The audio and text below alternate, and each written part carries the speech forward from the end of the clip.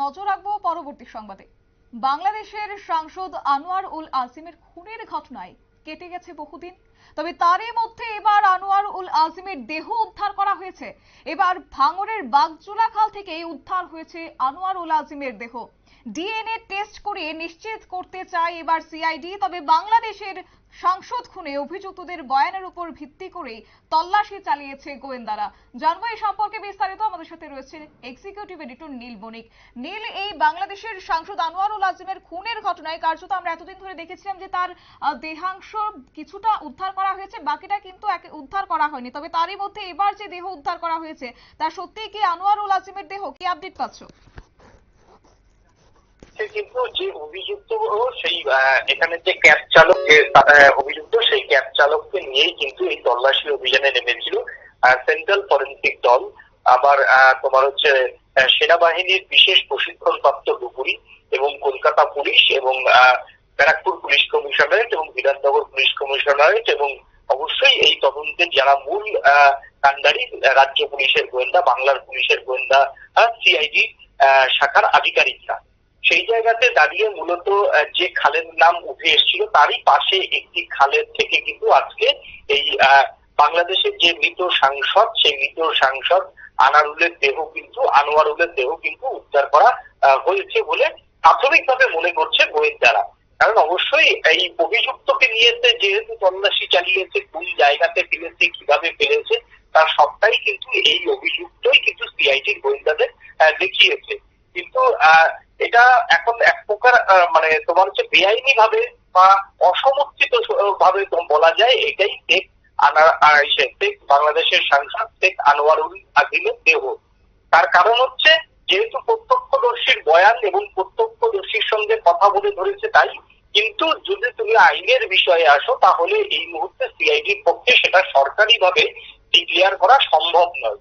তার কারণ হচ্ছে এই যে আজকে হাড়গোড় গুলো উদ্ধার করা হয়েছে, সেই হাড়গোড় গুলো এখন কার, সেই প্রশ্ন কিন্তু উঠতেই পারে। সেটা কি সত্যি বাংলাদেশের যে মৃত সাংসদ শেখ আনোয়ারুলের দেহ? এটা কি প্রশ্নটা উঠতেই পারে। তাহলে প্রশ্নটা সলভ কিভাবে হবে না, এই যে হাড়গোড়ের দেহগুলো উদ্ধার করা হয়েছে সেগুলো নিয়ে ফরেনসিক টেস্ট হবে এবং ডিএনএ টেস্ট হবে।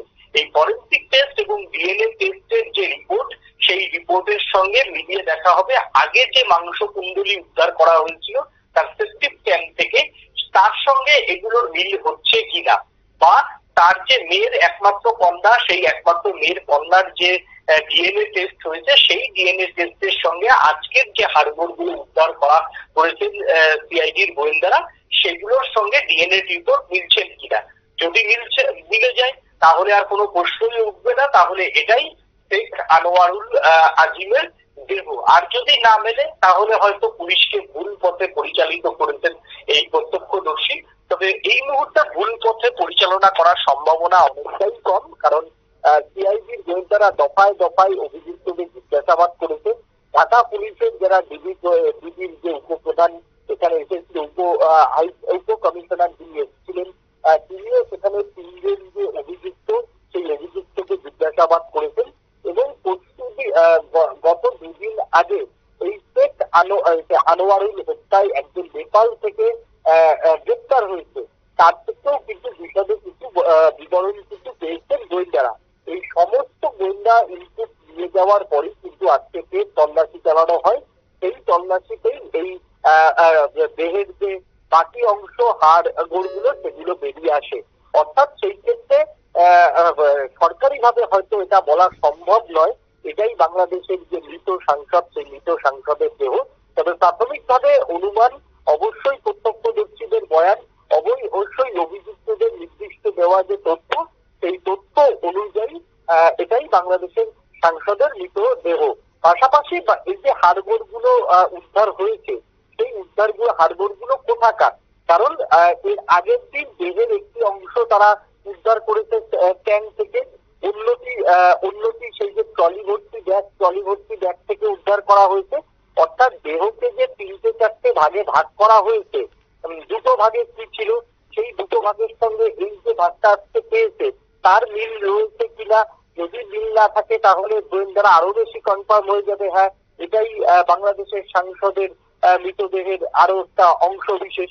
এইভাবেই সিআইডির কর্তারা প্রাথমিকভাবে সিদ্ধান্তে এসেছে যে এটাই বাংলাদেশের মৃত সাংসদের দেহাবশেষ এবং সেগুলিকে আজকেই বিভিন্ন উপায়ে সেগুলোকে ডিএনএ টেস্ট করে পাঠিয়ে দেওয়া হবে। তারপর সেগুলোকে তার পরিবারের হাতে সেগুলোকে দিয়ে দেওয়া হবে এবং বিশেষ করে কিছু একটা অংশ রাখা হবে, কারণ এগুলোকে আদালতে সাক্ষী হিসাবে প্রডিউস করতে হবে আদালতে, না হলে তো অভিযুক্তদের বিপক্ষে সওয়াল করতে হবে। এই সমস্ত যে মানে পেপার সোয়ার্ক, সেই পেপার সোয়ার্ক গুলো কিন্তু ইতিমধ্যেই শুরু করে দিয়েছে বাংলার পুলিশের গোয়েন্দারা। শতাব্দী, একদমই নীল, ধন্যবাদ। একেবারেই বিস্তারিত ঘটনা তুলে ধরলো আমাদের এক্সিকিউটিভ এডিটর নীল বণিক। তবে ইতিমধ্যেই এই খুনের ঘটনায় তদন্ত যত এগোচ্ছে ততই হাড়হিম করা তথ্য এক প্রকার প্রকাশ্যে আসছে। তবে ইতিমধ্যেই বলা যায় এই গোটা ঘটনার পরিপ্রেক্ষিতে যেখানে বাংলাদেশের সাংসদ খুনের প্রায় 1 মাস পর উদ্ধার হয়েছে হাড়গোড় এবং অন্যতম মূল অভিযুক্ত সিয়ামকে নিয়ে তল্লাশির পরে সেইগুলি উদ্ধার করা হয়েছে বলে খবর রয়েছে। নিয়ে নিচ্ছে ছোট্ট একটি বিজ্ঞাপন বিরতি, সঙ্গে থাকুন।